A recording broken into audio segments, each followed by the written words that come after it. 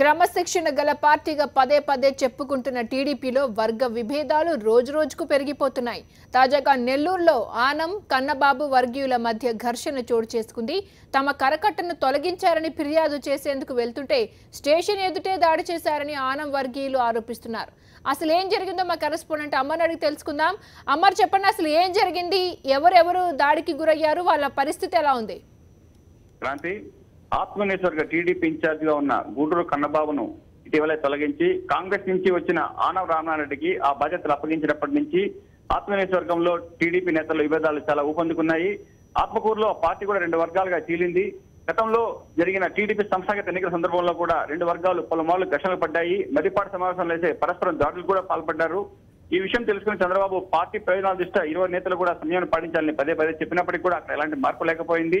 నియోజకవర్గంలో ప్రతి మండలంలోనూ కూడా విభేదాలు రోజు రోజుకు తీవ్రమవుతున్నాయి. ఈ నేపథ్యంలోనే అనవసంవత్సరంపేట మండలంలో ఆనం వర్గానికి చెందిన అల్లంపాటి సీతారామరెడ్డి, ఉమ్మడి శెట్టి వెంగయ్యలకు అక్కడ వాళ్ళకు వ్యవసాయ తోటలున్నాయి. వీరికి కన్నబాబు వర్గానికి కూడా గత కొన్ని రోజులుగా తీవ్ర స్థాయిలో పలు సందర్భాలు విభేదాలు కూడా తలెత్తాయి. ఈ సందర్భంలోనే కన్నబాబు వర్గానికి చెందిన మాధవరెడ్డి అతని అనుచరులు నిన్న తోటలోకి ప్రవేశించి తోట చుట్టూ వేసిన కరకట్టను తగలబెట్టారు. ఈ విషయంపై పోలీస్ స్టేషన్లో ఫిర్యాదు చేసేందుకు ఆనం వర్గీయులు అక్కడికి వెళ్లాలని నిర్ణయించుకున్నారు. ఈ సమాచారం కన్నబాబు వర్గీయులు తిరగడంతో వాళ్ళు అక్కడికంటే ముందుగానే చేరుకొని ప్రత్యేక వాహనంలో వీళ్ళు అక్కడ పోలీస్ స్టేషన్ వద్దకు రాగానే వీళ్ళ మీద మానవులతో దాడి చేశారు. ఈ దాడిలో పోలీసులకు ఎదురుగానే ఈ దాడి జరిగినప్పుడు కూడా పోలీసులు జోక్యం చేసుకోలేదు. ఇరు వర్గాలు కూడా టీడీపీ కావడంతో ఎవరి వైపు వెళ్తే ఏమవుతుందో అనే ఉద్దేశంతో పోలీసులు కూడా మిన్నకుండిపోయారు. ఈ నేపథ్యంలోనే ఈ దాడి ఘటన జరగడంతోనే దాదాపు ముగ్గురికి తీవ్ర గాయాలయ్యాయి. ఈ గాయాల్లో అక్కడ సర్పంచ్ మాలకొండయ్య, వెంగయ్య, సీతారామరెడ్డిలు గాయపడ్డారు.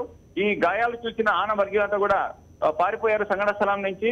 వెంటనే పోలీసులు వీళ్ళు వెళ్ళిపోయిన తర్వాత రెండు వర్గాలు వెళ్ళిపోయిన తర్వాత గాయపడిన వారిని తీసుకొచ్చి ఆత్మూరు ఆసుపత్రి తరలించి అక్కడ చికిత్స అందిస్తున్నారు. ప్రస్తుతం ఈ ఘటనతో ఆ గ్రామంలో కూడా పూర్తి స్థాయిలో కొంచెం ఉద్రిక్త పరిస్థితి నెలకొంది. అంటే మరోమారు ఈ రెండు వర్గీయులు కూడా మరోసారి ఘర్షణ తలెత్తే అవకాశం అని భావించి పోలీసు బలగాలను కూడా ఆ గ్రామానికి తరలించారు. క్రాంతి.